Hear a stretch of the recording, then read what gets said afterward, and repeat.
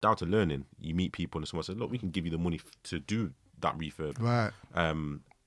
Going into some HMOs where I was doing like 100k refurbs and thinking, wait a minute, the deposit is already like 100 grand. 100 grand refurb takes you to 200, or the deposit's 110 or 120, but the bank's going to give me the money for the refurb. So you're only ever out of pocket by 120. Yes, people, welcome back to the Property Strategy Podcast. Yes, sir. We're back with another brilliant episode. Yes. Got some couple kings in the building. Come on. You know what I'm saying? We got London, Birmingham, Nottingham, everything in the building today. Nottingham. But who we got in the building first? You got your boy Goks in the building. Obviously got Akin in the building, but who's the special guest today? You got myself, you got Romero, Mr. Brighter Investments. Cheese. Brighter Investments in the building. What? Legends in the buildings right now. Come on. I think Romero might be my favourite, property investor. He said that before, Yeah, off air, he actually said that. He's not even capping. Yeah. Nah, real talk, man. Because he's the level of stuff that this guy is doing, and the level of how humble he is, and he's just so open. He's someone that we need to literally that's champion in the community. In my opinion, we need to really champion him. He's a real gem. So thank you, bro, for coming through. You looked after me when I came to Nottingham as well. Sent me a couple of projects. I need to go out there again. Come on. I see some more, but glad to have you with us today. I guess we'll start from the beginning, bro. Like, where did your journey start? How did Romero grow up? And, Did you go uni? What was that like? Yeah, so to be fair, just like any other kid, I think from a young age, everyone goes to school. You got your friends and you see certain ways and certain paths, and I think every child has in their mindset, or they should have their own decision that they can make from any age and say, look, I'm going to go left or I'm going to go right. And you should know that from quite young.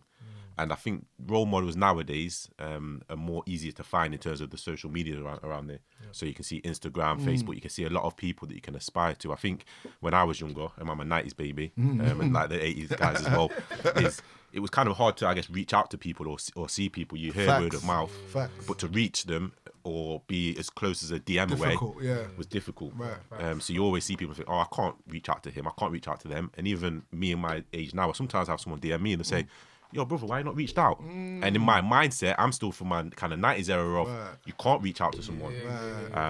And kind of a little bit scared, if that makes sense. Or thinking they're superior to me. And they'll say, brother, we're all the same. We're all the same, and then we'll sit down, we'll have food, we'll be at a table, even with someone like yourself, for example, who are still obviously well known in our game. And some of the other guys out there that have crazy followings. So I think that's the thing from a young age. So you have that path, and I believed I always wanted to be a certain person, a certain kind of role model for some youth in the future.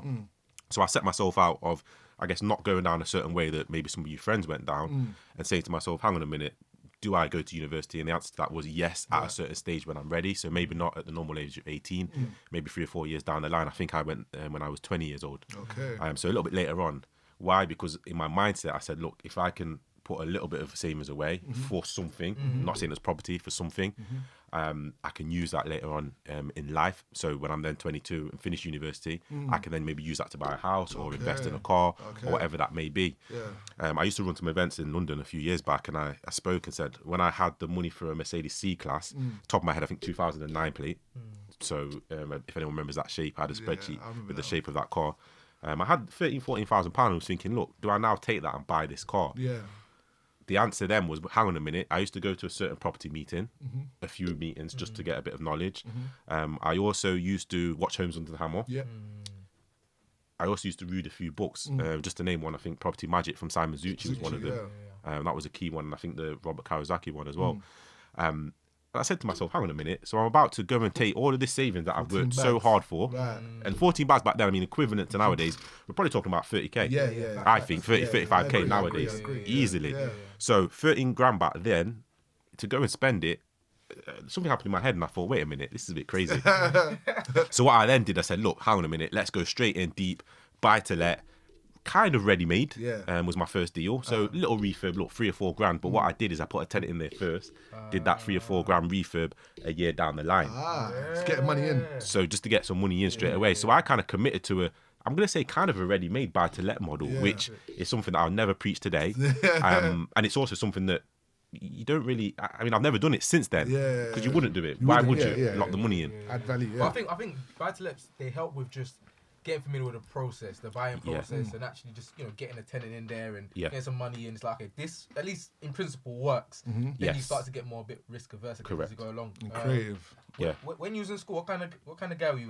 Were you the class clown? were you the nerd? Were you the goon? Growing up, obviously you're a tall guy. Like, you could have been anything. To be fair, I was still quite slim, so I wasn't probably as big as I am now. But I was not really the class clown. I was kind of there in the background, still observing, still with a group of guys that are the main guys within the school. So I was still kind of that guy. To be fair. And that's all the way up to kind of college and university, to be fair as well.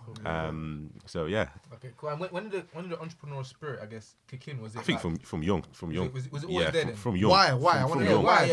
I think going back to what I said, look, the mindset and looking for certain things in life or certain people that you aspire to be.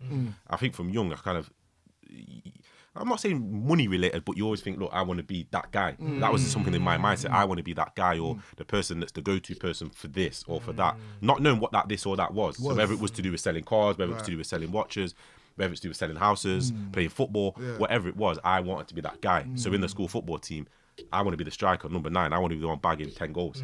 Not saying it happened, because I was a striker in primary school at some point and didn't score a goal in the whole season. So, do you know what I mean? And then scored 2 in the final game. But at that time, at the final game, you then realise all that hard work and training he was doing. For real. And scoring and training time after time again, but not scoring on the pitch.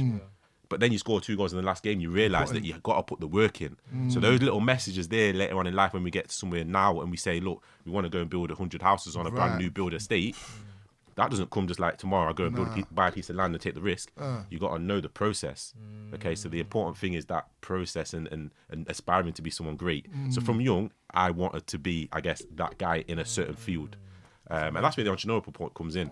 I go to college, you go to the shop, I need a SIM card for my phone, it costs 30 quid. I then go on Amazon, it costs $9.99. What do? I go and buy 50 or 60 of them. You might say, why have I bought 50 of them and you need one for the phone? Well, as a trial, I buy 10. I buy 10, I take one in my phone and I take the other 9 to college and I start selling them. If you go on my Instagram, you'll see on there the actual post where I show actually buying these memory cards and the actual basket and the purchase.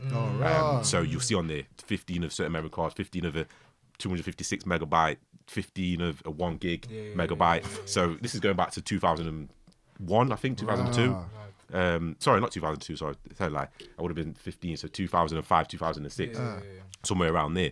But all of a sudden, you're talking about making the first grand. Again, guys that are 18 on the podcast listening today, £1,000 back in my days is probably equivalent to maybe £5 grand now or four grand. So we're talking about a lot of money here. So to go and make your first £1,000 from wheeling and dealing is crazy. What did I spend on? I went and bought a Fiat Punto. So the money disappeared. You grinded and just spent it. And what happened to the Fiat Punto? Would have had a head gasket problem within another 2 weeks.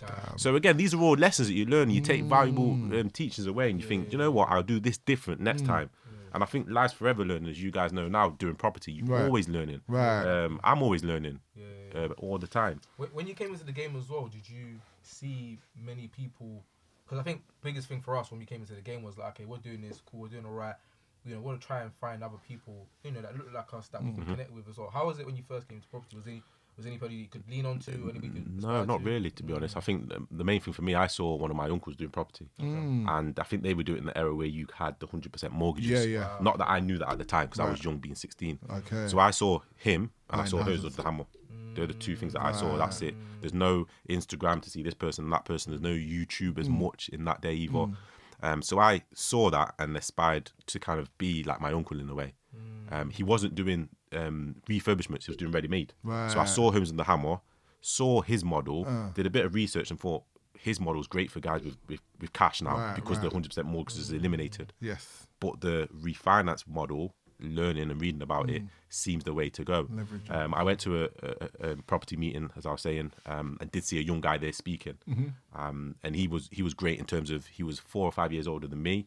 I looked at him and thought, hang on a minute, this guy's young, he's at the front, kind of the key speaker. So what's stopping me being a key speaker in any type of venue? So what did I do? Did I wait for an opportunity for someone to ring me and say, Romero, come and speak at our event because we know you do houses all the time, time after time, and you're doing many transactions, when I did later in years down the line?